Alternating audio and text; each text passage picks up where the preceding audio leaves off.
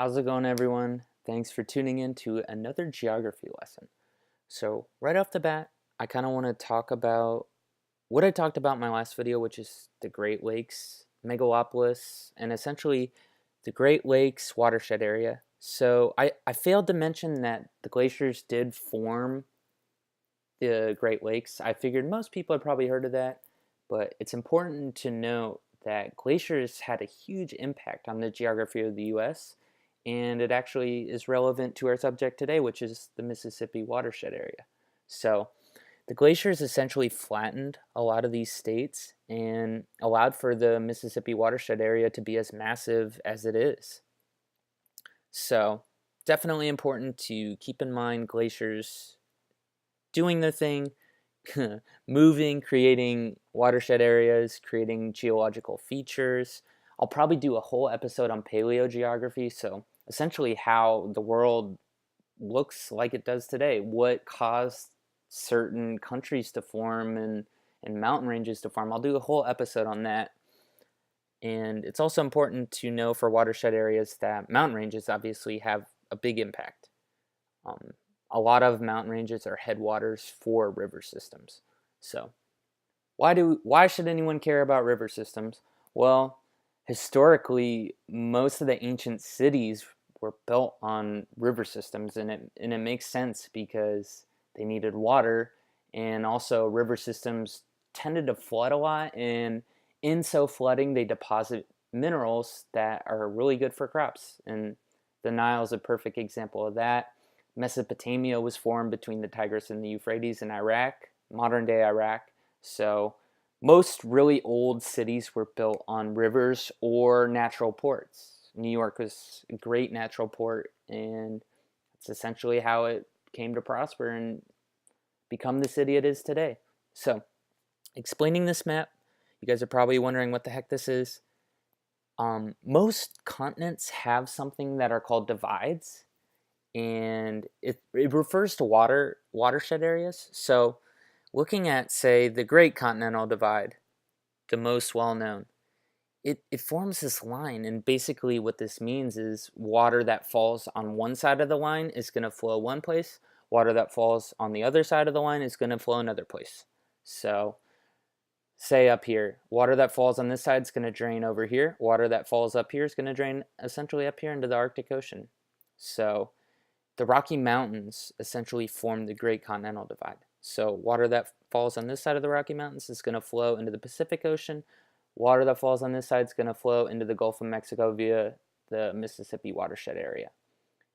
Along the east coast of the U.S., they kind of have their own river systems. So down here, down any area in here, water that falls here is going to flow into the Atlantic Ocean via, several different watershed systems like the Savannah River, the Potomac up here, the Delaware River up here, and then New England has its own rivers as well.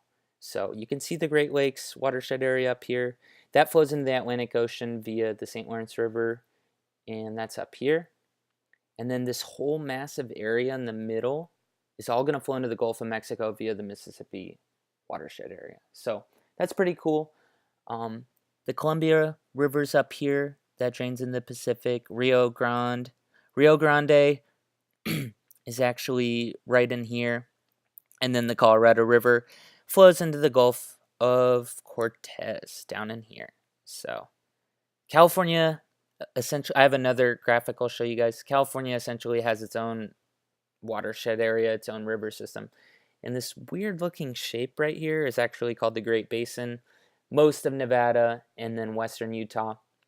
And water that falls into this area eventually just stays in this, it just stays in this area and evaporates, essentially. So that's pretty weird and cool. And there were actually two big ancient lakes that used to be in here, but they have since evaporated. Great Salt Lake's still there, though. This graphic shows it even more. So this all is essentially the Mississippi area. So the Arkansas, the Missouri, Upper Mississippi, Ohio, Lower Mississippi, that's all part of the Mississippi watershed area. Texas kind of has its own river systems. The Rio Grande right here, that's the whole Rio Grande watershed. Colorado right here. Like I said, California has its own. The Columbia drains essentially all the Pacific Northwest. There's the Great Basin. And then, like I said, the eastern U.S. kind of has its own river system. So the Potomac, Delaware up here, New England has its own rivers. And then the South Atlantic, they have a bunch of different rivers here that drains this whole area. So that's essentially what this map shows. Great Lakes up there. This is a cool artist rendition of the great watershed areas of the U.S. This whole pink area is the Mississippi, which we'll talk about today, as I've already said. This is the Colorado, Rio Grande right here. Several rivers in Texas that drains a lot of it, such as the Brazos, the Trinity River right here that goes through Dallas. The Brazos is actually right here. Texas has its own Colorado River, which goes through Austin. And then Alabama has its own, the Chattahoochee River, Savannah Rivers down in here, Great Lakes, and then New England has its own. So there's the San Joaquin and Sacramento River in California. California has its own river systems, essentially. So before we talk about, though, the absolute size of the Mississippi River, I like to compare it to the biggest rivers in the world. So people always think the Nile is the longest in the world. But when you consider the Amazon and its main tributaries, in case you didn't know, a tributary is essentially a big source for a main river stem. So these rivers right here that I'm not even going to butcher or try to pronounce flow into the Amazon and provide it with not all its water, but most of its water. Same with the Nile. It has several tributaries. And of course, the Mississippi has its tributaries. So there are the lengths. So the Mississippi is not far behind the longest in the world. But where the Amazon absolutely blows all the other rivers out of the water, intended pun there, is its drainage area. So it drains an area about a little less than the size of the contiguous U.S. So the size of the contiguous U.S. is about 8 million kilometers square. When you take out all the water, it's about 7.6 million kilometers squared. So the Amazon almost drains an area the size of the contiguous U.S. And if you don't know what the contiguous U.S. is, it's the lower 48. If you said the continental U.S., you would also include Alaska. So there is a distinction. Also, the Amazon, look how much water, this is a volume measurement. Look how much water it drains. I mean, that's per second. So that's meters cubed per second. I mean, you don't even have to know what the hell that means, but just compare it to the other rivers, and you can tell that there's a ton more water in the Amazon River, and that's because it drains the rainforest, and as the name implies, it rains a lot there. So that's that. Moving on, I want to show you an actual map of the Mississippi watershed area, and as you can tell, it drains about half the U.S. So.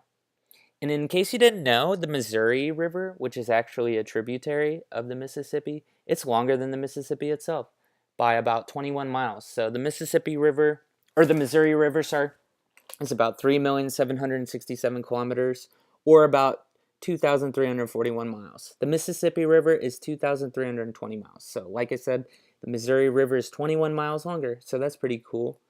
Other big rivers of the U.S., the third largest of the contiguous U.S. is the Rio Grande. It's about 1,900 miles long. And then you get to the Arkansas River. So the Arkansas River is another tributary of the Mississippi. And that's about 1,500 miles long. And it goes through Wichita and then flows through Little Rock and then converges on the Mississippi. So huge tributary. And its source is up in the Rocky Mountains. And I'll show you on another map how close the headwaters for a large part of the Mississippi, the Rio Grande, and the Colorado, how close they are. I mean, the Rocky Mountains form the headwaters for 3 of the biggest river systems in the U.S. I'll show you that next. Also important to talk about the Red River, which forms most of the border between Oklahoma and Texas, and that also flows down into the Mississippi. And a cool little thing going on here. This river, I'm not going to try to pronounce the name of it. Okay, I will. I don't know how to say it. It's called a distributary. So essentially the Red River flows in here, and then a part of it breaks off and forms its own little river delta, which is cool. And that's what a distributary is. Another important thing about the Mississippi River is um, a lot of big cities were built on it, like Memphis, New Orleans, St. Louis, and that goes back to what I said about rivers forming an essential purpose of sustenance and also travel. So in trade. So that's look at all these cities just built on water systems. I mean, it's not that way by accident. It's really important to have a water source if you're gonna have a city. I mean, it makes sense. And nowadays, cities can be built, out in the middle of nowhere because we have technology. But back in the day, rivers were immensely important, and they remain important, of course. Um, Other tributaries worth talking about: the Platte.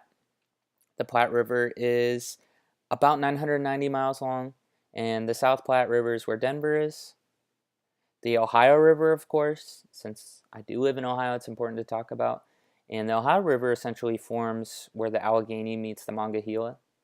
And that's actually right in downtown Pittsburgh. There's actually a park for that. And it forms a lot of the border between Ohio and the southern states, like Kentucky and West Virginia. And then it flows all the way along here, and it meets the Mississippi actually at the very southern point of Illinois in a city called Cairo. Other important tributaries, the Tennessee, it flows through Knoxville, and it actually has this cool course. It's formed from headwaters up in the Appalachians, flows down actually through northern Alabama, and then flows north, and it meets the Ohio River right next to the Cumberland River, which flows through Nashville. And there's actually a park, I believe it's called Land Between the Lakes Park, and it's this little finger of land right in between where the Cumberland and the Tennessee meet the Ohio River. So another big tributary, the Yellowstone River, it forms in Yellowstone Park, and that's where the upper and lower falls are in the Grand Canyon of Yellowstone National Park. So if you've ever been to Yellowstone National Park, you've seen the Yellowstone River. So it's a really cool map. I love looking at it. It just shows the complexity of rivers. And it's important to note, if you pick any of these tributaries, such as the Wisconsin, just randomly, the Wisconsin also has its own tributaries. And going back to this map, I mean, you can see it, like, it's so complicated. Even distilling it down to these main branches, each branch has its own tributaries, just a ton of water flowing into each of these rivers. In Ohio, we live actually by the Tuscarawas River, which is right here, and that flows into the Muskingum River, which flows down into Ohio. The Scioto River is where Columbus is on, and there's the Great Miami River right there. So just an immense amount of area right there. And then I want to talk about the Missouri River. So this is the Missouri River's own, its own map, and a couple cool things. Like I was saying, the Colorado River starts right here in the Rockies. The Rio Grande's down here. The Arkansas River, which I talked about.